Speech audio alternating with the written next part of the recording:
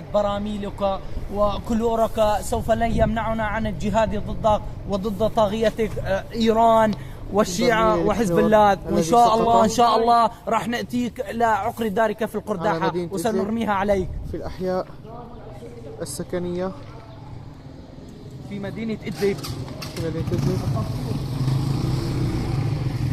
في القرب من مشفى ابن سينا.